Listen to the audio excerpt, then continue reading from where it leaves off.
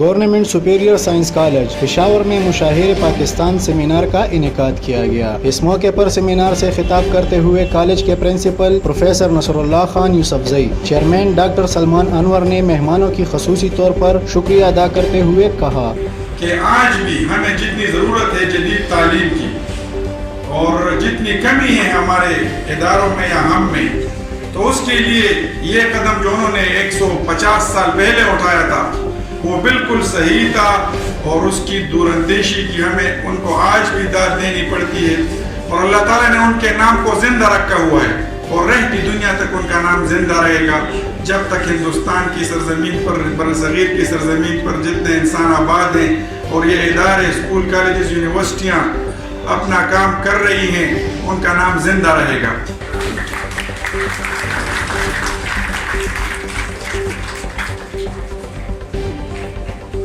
آپ سب کی طرف سے government superior science college Peshawar کے تمام طلباء اور اساتذہ کی طرف سے جناب محمود اسد اللہ صاحب کا اور پروفیسر شاہد نسیم صاحب کا بے حد شکریہ ادا کرتا ہوں کہ آپ لوگوں نے خود ہی دیکھا کہ وہ دیکھیے کتنے عمر کے اس حصے میں لاہور سے وہ تشریف لائے، اور یہاں پر آنے کا جو مقصد تھا کم از کم وہ آپ جان لیں کہ ان کا مقصد صرف یہی ہے کہ قوم کی یہ جو جوان ہیں، ان جوانوں کی جو سوچ ہے اور ان کی جو فکر ہے اور ان کی جو عمل ہے ان کا، یہ پاک اور صاف ہو، یہ تعلیم کے ساتھ ساتھ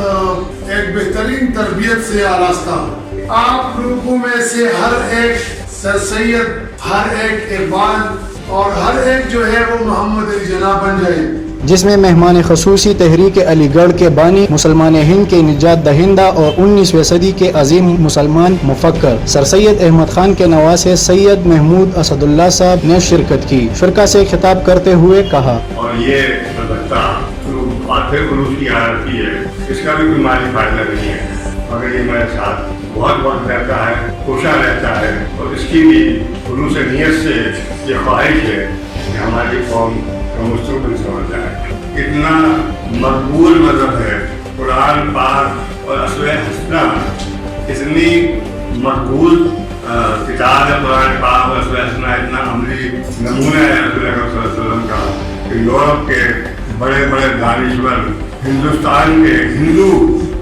لوگ جو ہیں وہ اس کو مسلمان ہوئے نہ ہوئے لیکن یہ مانتے ہیں کہ ہاں اسلام کی حقانیت کیا ہے۔ آپ کو میں مثال دوں، ہم ہندوستان سے الگ ہوئے اس لیے کہ ہمارا رہن سہن، ہماری شرم و حیا، ہماری لباس، ہر چیز ہندو سے مختلف تھی، اس کے خلاف تھی، اس لیے ہم الگ ہوئے۔ اس لیے نہیں الگ ہوئے تھے کہ ہمیں بس ایک مملکت چاہیے تھی، ہم اس لیے الگ ہوئے تھے کہ ہم یہاں قرآن و سنت سے احکامات کے مطابق زندگی بسر کر سکیں، یہاں آزاد کو۔